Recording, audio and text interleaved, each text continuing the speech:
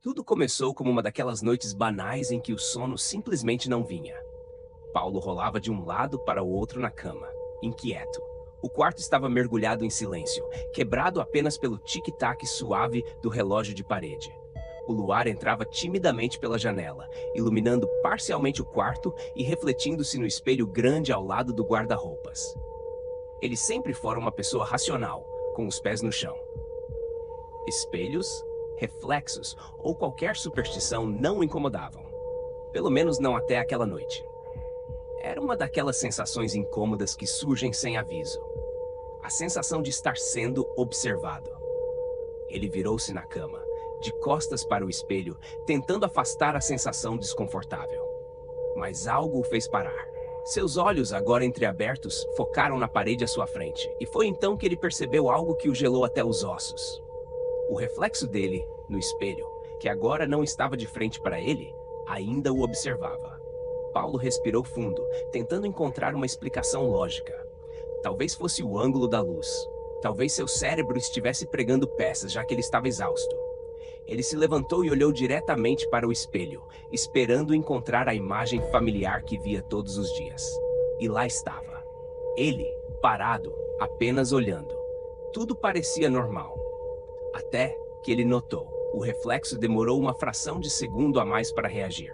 Quando ele se moveu para um lado, o reflexo o acompanhou, mas um pouco atrasado. Seus nervos estavam à flor da pele.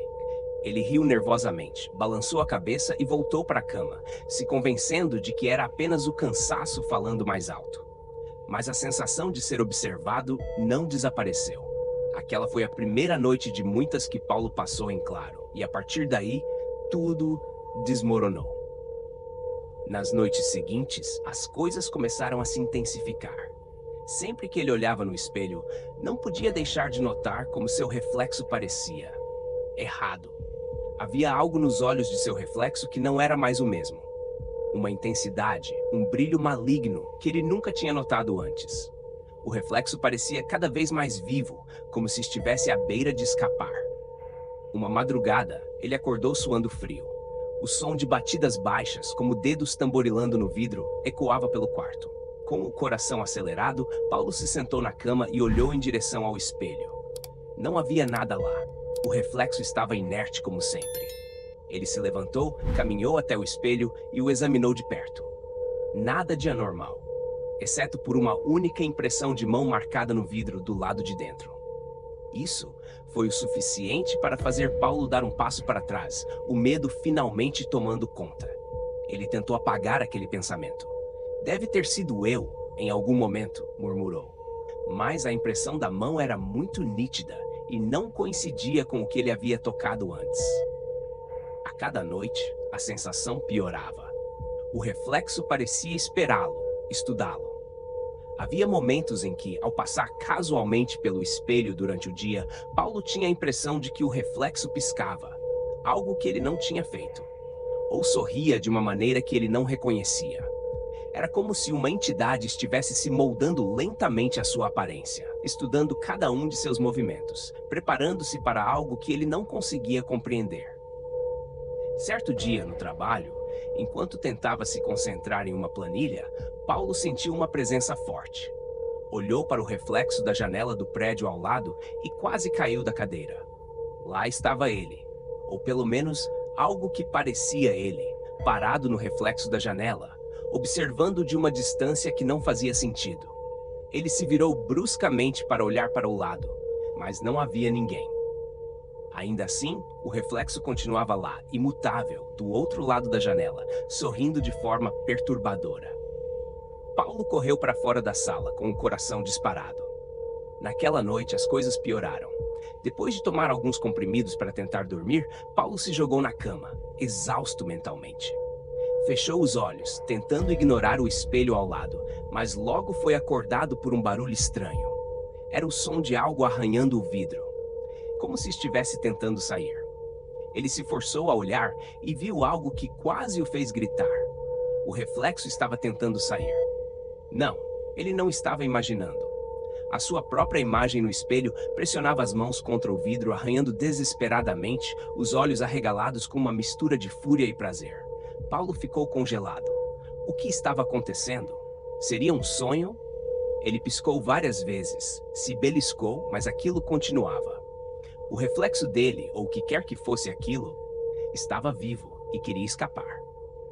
Em pânico, ele pegou o celular para gravar, mas o reflexo desapareceu no exato momento em que a câmera foi apontada para o espelho. Seu coração estava acelerado. Ele não sabia o que fazer.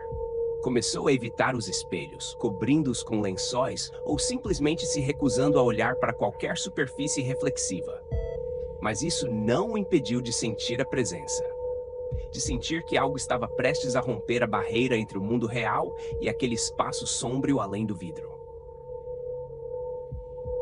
Então, numa madrugada silenciosa, o impossível aconteceu. Paulo acordou no meio da noite e viu que o espelho ao lado da cama estava descoberto. Ele não se lembrava de tê-lo destampado, mas em vez de sentir o medo imediato que o perseguia nos últimos dias, ele sentiu algo diferente, como se fosse inevitável. Ele olhou lentamente para o espelho. Lá estava ele, de pé, observando-se. Mas desta vez o reflexo não imitava seus movimentos.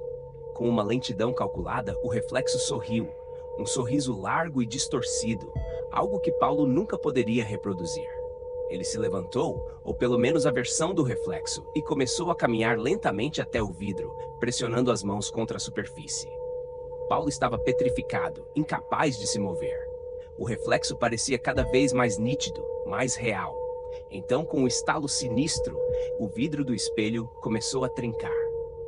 Paulo se levantou da cama em um salto, recuando para a porta do quarto, mas antes que pudesse sair, o reflexo começou a atravessar o espelho.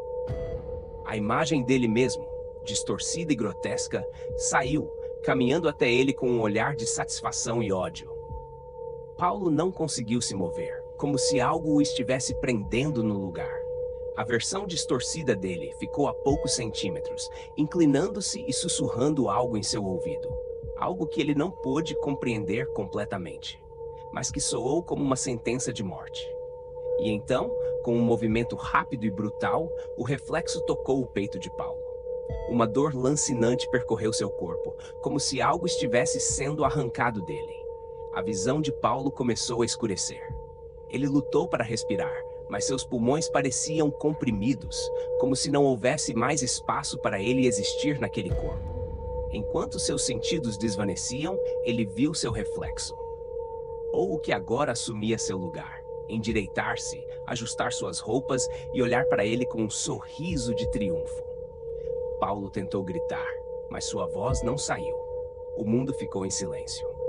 Na manhã seguinte, Paulo, ou melhor, o que parecia ser Paulo, acordou normalmente. Foi ao banheiro e olhou-se no espelho. Tudo estava perfeito. Ele sorriu, verificou o cabelo e saiu para o trabalho como se nada tivesse acontecido. Mas algo profundamente sinistro o acompanhava agora. Ele não era mais quem era antes. A pessoa que ocupava aquele corpo era um intruso, uma cópia perfeita que havia conseguido escapar do outro lado do espelho.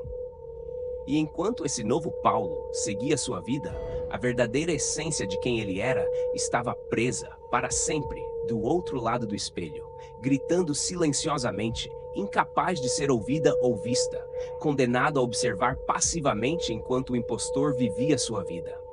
A cada reflexo que via no mundo, o verdadeiro Paulo implorava por ajuda, sabendo que ninguém jamais o ouviria. O reflexo, afinal, nunca some. E agora, ele tinha seu lugar no mundo real.